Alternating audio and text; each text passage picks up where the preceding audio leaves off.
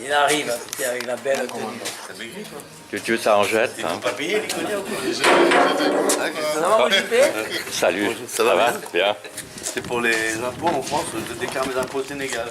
Ah, d'accord. Je paye plus d'impôts en France, merci. Ah, Macron, si t'écoutes. Ouais. Salut, JP.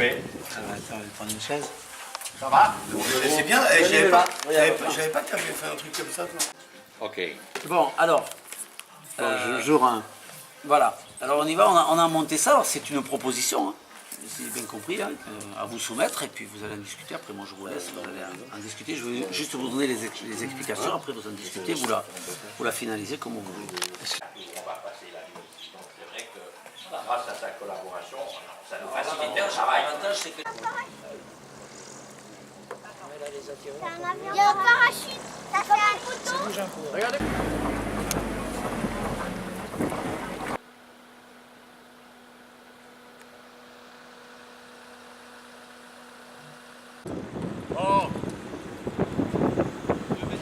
Alors, Premier vol en patrouille.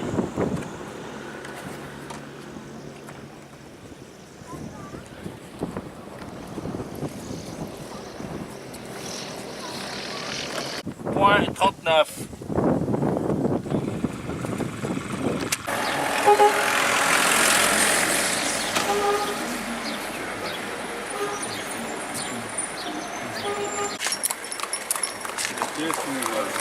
Non, il a chié du pain là. Il m'attendait.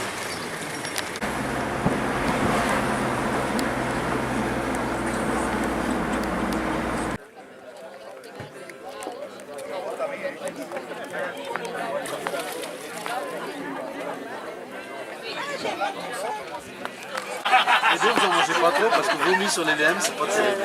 Non, mais ils vomiront pas.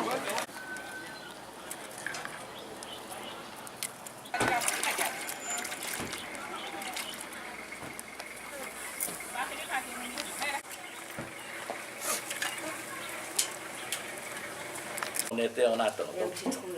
On va juste parler un peu concernant les contacts radio, quand même que tout le monde soit clair sur ce qu'on va faire, malgré qu'il y a un leader, décider qui sera le leader, et puis surtout des procédures d'écartement lorsqu'on est en attente. Donc, pour le vol d'information, moi je vais vous donner des informations donc, théoriques, mais il faudrait faire un petit vol peut-être tout de même pour le mettre en pratique. Donc, on est en VFR, il faut voir et éviter.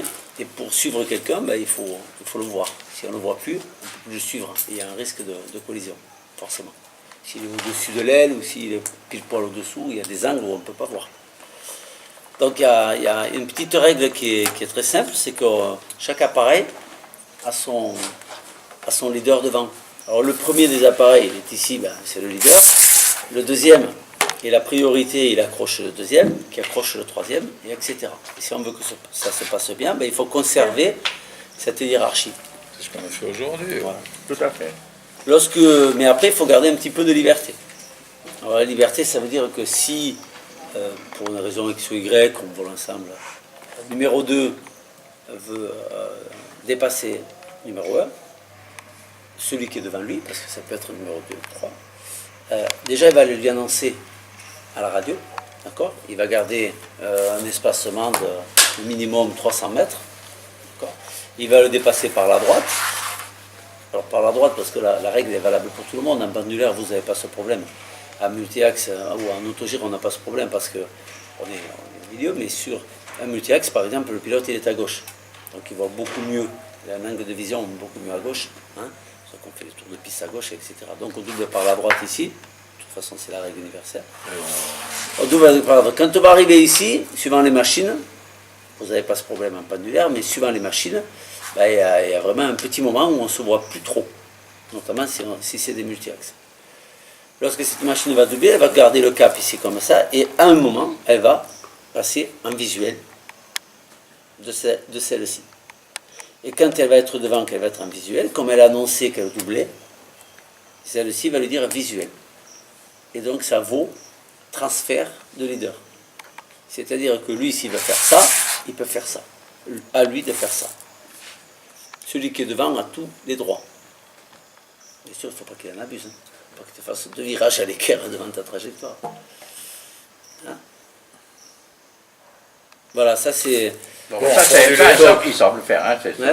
En pendulaire, t'es une. C'est très bien aujourd'hui.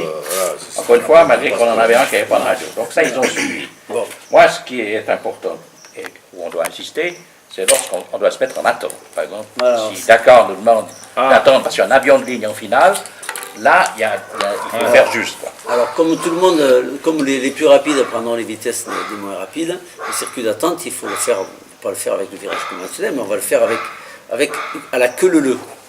Pourquoi? Sinon, il va y avoir des différences de diamètre et des différences énormes de vitesse. Et ça va faire un gros passe-tous.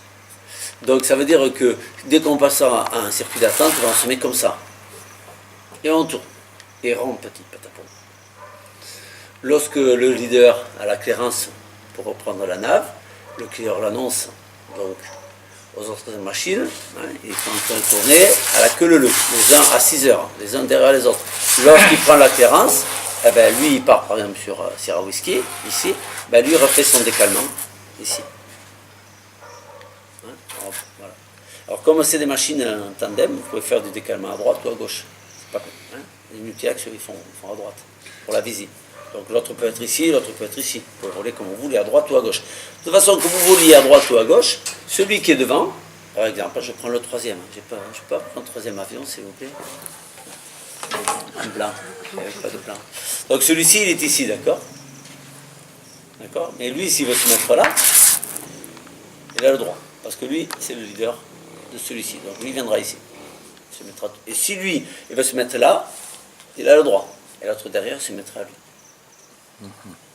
Bienvenue à la patrouille de France. Et les altitudes. Donc, pour avoir la bonne visibilité. Alors, si pour les vols, ça c'est pas de formation serrée, mettez-vous à 300 mètres minimum. Il faut que on s'installe sur un point de ralliement. On essaie d'abord, s'il y a quelque chose de très caractéristique, le perdu, de lui dire est-ce que tu vois ça? Ben, viens au vertical. Viens vertical. Vertical, c'est une verticale, je vais dessous. Parce que des fois, tu as des gens qui sont à 5 km qui disent ah oui, je le vois le lac, il est à 5 km. Il n'y a pas des toilettes pour aller pisser. Ça va, monsieur? Alors, regarde, tu passes derrière. Attendez, oui. Là, le photo, là. Là, Les espacements. Ouais. La rigueur sur les espacements, parce que te cartonner en l'air, c'est pas très très bon. Surtout que le Giro n'a pas de parachute. Oui, pensez à nous. On a qu'un bout de ferraille qui nous tombe dessus. Et par contre, les oiseaux, qu'est-ce qui s'approche là? Il y a beaucoup de... En fait, attention avec les gyros, ici les oiseaux c'est infernal, surtout quand vous allez faire du on avait ramadan des dans le gros, salon. parce que cet après-midi. On ne on peut avait pas des gros, hein. à l'avance dire ce que ferait un oiseau dans le rotor ou dans l'hélice. Parce qu'il te passe dans l'hélice. Tu casses l'hélice, le morceau d'hélice C'est vrai part, que maintenant, tape il y le en a, rotor. hein. Bon, Donc, vraiment, les oiseaux, il j'ai un faut- collègue qui a chopé un oiseau, genre corbeau, donc un truc quand Ouais. même assez gros. quoi. Sur un rotor. Sur un Mais rotor. c'était un mani. Il l'a pris. Un mani. Non, c'était un Giro averso. Un Averso. C'est un mani, mais avec un averso. Eh bien, au bout de la pâle, il l'a chopé, il n'y avait rien, du son, et puis c'est tout. Ça va. Et lui, il l'a pas son. Ouais, tant mieux.